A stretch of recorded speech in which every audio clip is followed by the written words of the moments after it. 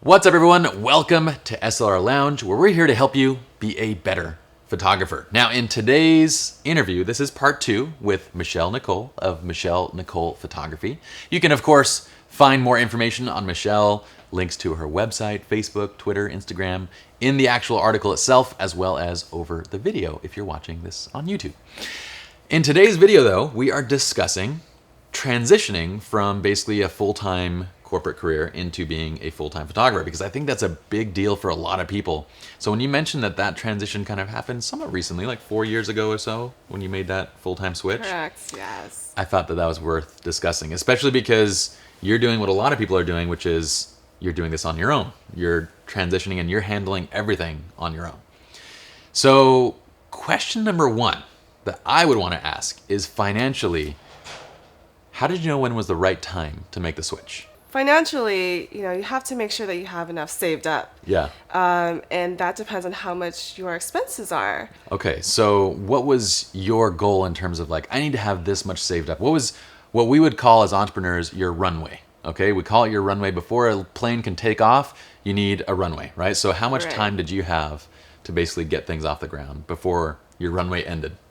Well, I actually set my runway to be about 1 year. 1 year, okay. It's a pretty good runway. It's a good runway. I felt that, it could have been longer, but it's okay. We did a 2-year runway, just to be safe.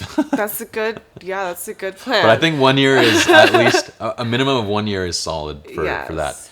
And tell me, when we talk about savings, because I think it's important to tell the audience, what kind of lifestyle are you planning to lead when you're living off of your savings? Oh, you have to change everything. Okay. I used to shop a lot, and you had to actually cut down a lot of it. Yeah, I had to stop buying gold chains. Oh. I just love big gold Did you chains, particularly with clocks around them like that. Oh, yeah? How many of those do you have? Like 6.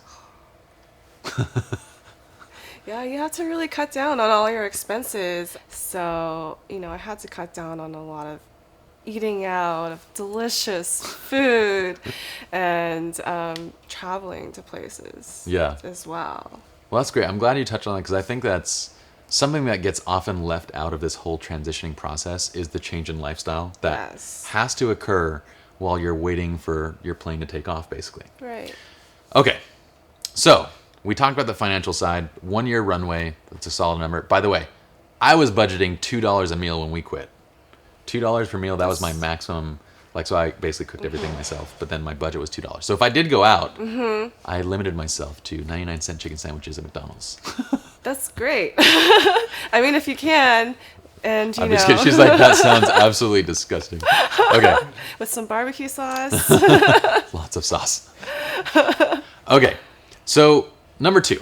What is number 2 to kind of help with that transition process to becoming a full-time photographer? You want to make sure that you have a good game plan.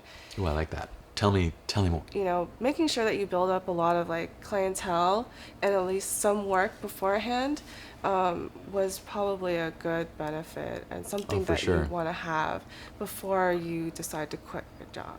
Yeah, I would imagine that at least having some experience and some clients is going to alleviate a lot of the financial stress that's going to come with, just if you were to just full on quit, which is what happened to us basically.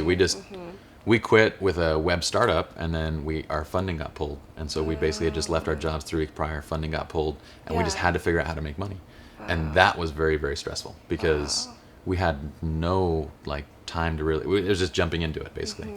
So I like that when people bring that up. I know it's very difficult, during that time where you're trying to balance those 2 things, because I did the same thing, but with a web startup on the side and full-time corporate America on that side. Right. But it's so necessary to do that. I feel like just jumping into, a full-time photography business without having any experience would be a really bad idea.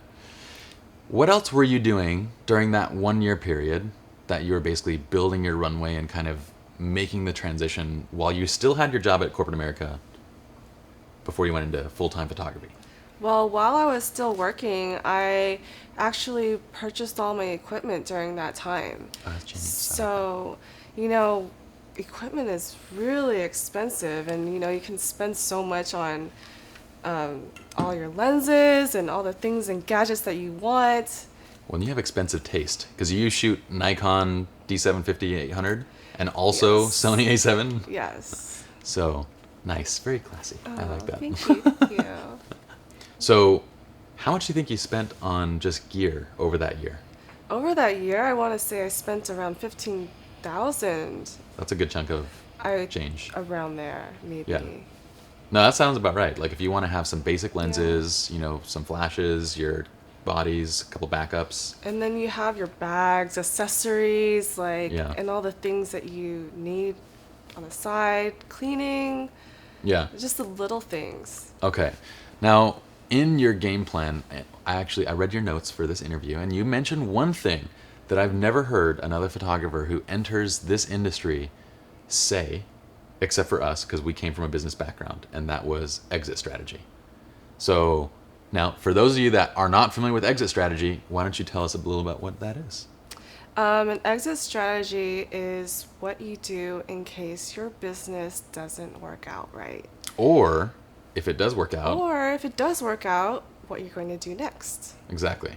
So, it's one of those terms that, you know, if you've pitched, you know, if you've gone for investment money or you've pitched or you came from a business background, exit strategy is one of the first things that goes into a business plan, which is how are you going to get back to doing whatever it is that you're going to do if this fails, or if it succeeds 10 years down the road, do I still want to be doing this? What is my exit strategy 10 years down the road? Because if you start a studio and everything in that studio is run by yourself and it's your brand and your name and you have no associates, you have no nothing, well, once you stop doing it, your business isn't really valuable anymore, right? Right.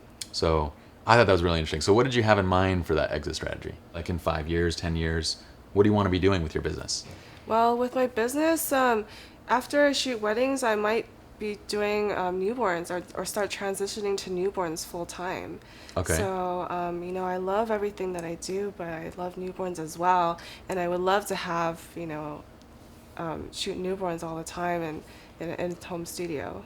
That's awesome. So kind of an exit strategy. Well, it's more of like a transitional approach to focusing on a different area of photography. Maybe one. Correct. Do you enjoy newborns and weddings just equally, or do you feel like you're more drawn to one over the other?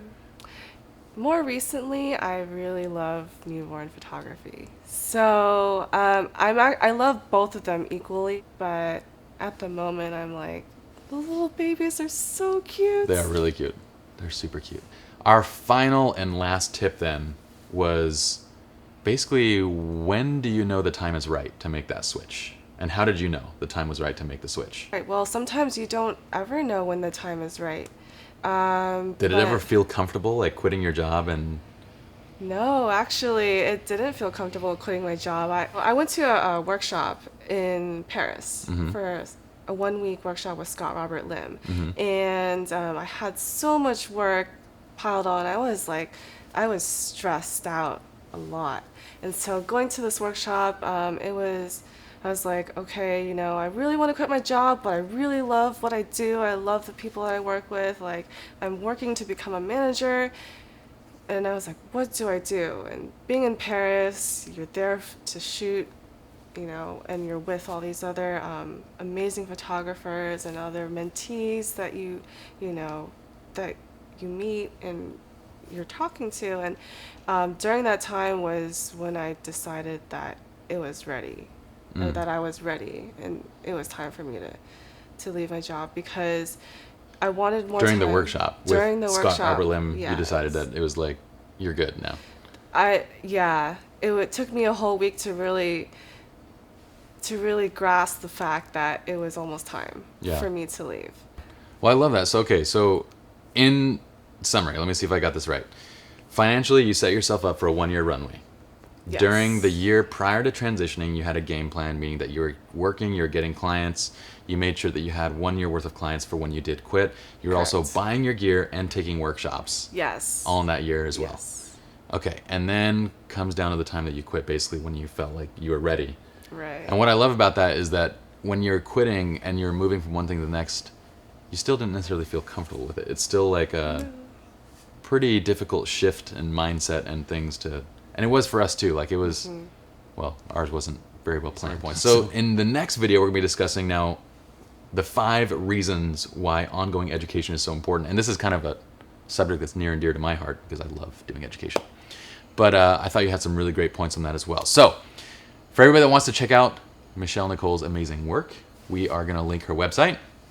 You can follow her on Facebook. Be sure to send her a million messages. I'm sure she would appreciate that. Would you? I'm just kidding. Don't send her a couple messages here and there. I don't know. Whatever she likes. Also, be sure to join us in the SR Lounge photography community on Facebook, where you can meet other amazing photographers like Michelle, share experiences, get constructive critique, and so forth. My name is Pi. Michelle, wave bye to everybody. Bye. We'll see you all in the next video. I learned from fitness shoots, before you record, you flip your nipples. What does that do? It shrinks them up because they tighten up. Oh. So What? it's like I started doing it on my videos, and people are like, why do you do that? I have big nipples. I don't like it. And then someone just commented. They're like, has anybody noticed the size of Pi's nipples? And I'm like, damn it. Yes, I have large nipples.